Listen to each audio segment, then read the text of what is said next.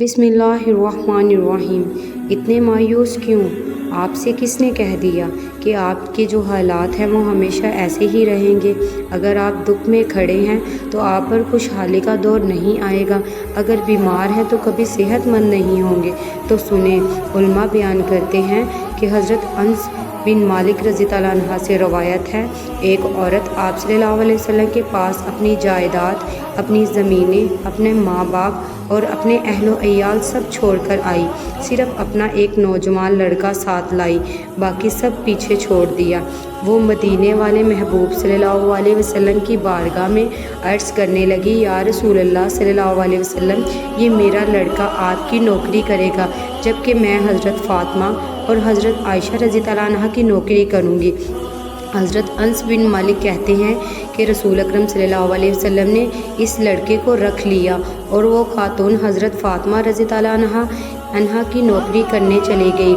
آپ صلی اللہ علیہ وسلم فرماتے ہیں کہ وہ لڑکا بڑا ہی پیارا اداب والا، مدینے والے محبوب صلی اللہ علیہ وسلم سے محبت کرنے والا، نماز کی پابندی کرنے والا، اور شخصیت اس لڑکے کی ایسی کہ انسان اس کی طرف کھینچا چلا جائے۔ ظاہر سی بات ہے، اب جو رسول اکرم صلی اللہ علیہ وسلم کی صحبت میں پلے گا، اس کی طرف دل تو ضرور کھینچے گا۔ خیر، نوجوان اور اس کی والدہ کا قصہ ہر جگہ عام ہونے لگا۔ لوگ کہنے لگے کہ جی خاتون اپنے سب کچھ پیچھے چھوڑ آئی ہے، حالانکہ اتنی امیر عورت تھی، اتنی مالدار، ان کے ماں باپ، بیٹے نے تو بہت بڑی قربانی دی ہے۔ رسول اکرم صلی اللہ علیہ وسلم کی محبت میں اصل میں ان کی جو خاندان والے تھے وہ رسول اکرم صلی اللہ علیہ وسلم کے خلاف تھے، جس کی وجہ سے انہوں نے سوچا کہ ہم سب چھوڑ کر حضور اکرم صلی اللہ علیہ وسلم کی بارگاہ میں پیش ہو جائیں گے۔ خیر، وقت گزرتا گیا۔ کچھ وقت کے بعد اللہ تعالیٰ کی ایسی کرنی ہوئی کہ وہ خوبصورت نوجوان شدید بیمار ہو گیا۔ اتنا شدید بیمار ہوا کہ اس کا جسم کانپنے لگا۔ حضرت انس بن رضی اللہ عنہ فرماتے ہیں کہ ہم اس کے پاس جا کر بیٹھے تو کچھ دیر بعد اس نے کلمہ پڑھا اور اس کی روح پرواز کر گئی۔ ہم نے حضور اکرم صلی اللہ علیہ وسلم کو بلایا۔ حضور اکرم صلی اللہ علیہ وسلم آئے، آنکھوں میں آنسو۔ کریم صلی اللہ علیہ وسلم نے اس کے سر پر ہاتھ پھیرا اور فرمایا، اس کے غسل دو، کفن پہناؤ، اس کا جنازہ میں خود پڑھاؤں گا۔ پھر آقا صلی اللہ علیہ وسلم نے فرمایا کہ نہیں، اسے غسل نہ دو۔ صحابہ کہتے ہیں کہ ہم نے پوچھا، یا رسول اللہ صلی اللہ علیہ وسلم، پھر ہم کیا کریں؟ کریم صلی اللہ علیہ وسلم نے فرمایا، اس کی والدہ کو جا کر بتاؤ۔ حضرت انس بن کہتے ہیں کہ ہم نے رسول اکرم صلی اللہ علیہ وسلم کے چہرے پر نرالا سا رنگ دیکھا کہ غسل سے بھی منع کر دیا، اور پھر حضور اکرم صلی اللہ علیہ وسلم خود بھی کمرے سے باہر چلے گئے، آنکھوں سے آنسو بھی خشک ہو گئے۔ صحابہ گئے اور اس لڑکے کی والدہ کے پاس جا کر بتایا تو اس لڑکے کی والدہ گرتے پڑتے اس کی میت پر پہنچی۔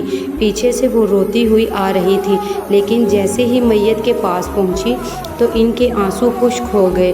پھر وہ ہماری طرف دیکھنے لگی اور پھر پوچھا کہ کیا واقعہ میرا بیٹا فوت ہو گیا ہے؟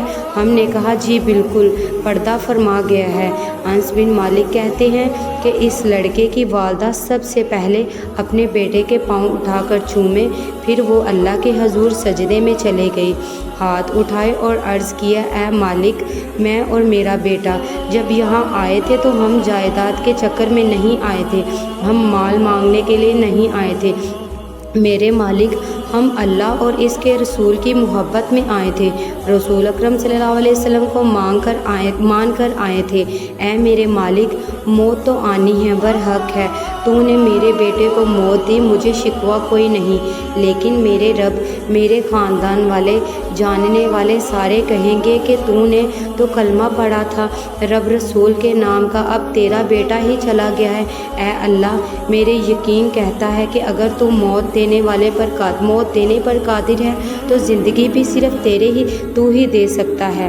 میرے مالک، تو کافروں کو راضی نہ کر، خاندان والے مجھ پہ ہنس کے طنز کریں گے، میرے رب تو قدرت والا ہے، میرے بیٹے کو زندگی بخش دے۔ حضرت انس بن مالک فرماتے ہیں کہ یہ دعا ایک ماں نے مانگی، اور پھر ہم نے مسجد نبوی میں دیکھا کہ اس عورت کی دعا مانگنے کے بعد اس کا بیٹا اٹھ کے بیٹھ گیا۔ ماں نے اپنے بیٹے کو گلے سے لگایا، خوب پیار کیا۔ پھر دونوں ماں بیٹے نے نعرہ لگایا، لوگوں کو سنایا، اللہ بھی سچا اور قرآن بھی سچا اور سب سے بڑھ کر اس کے رسول سچے۔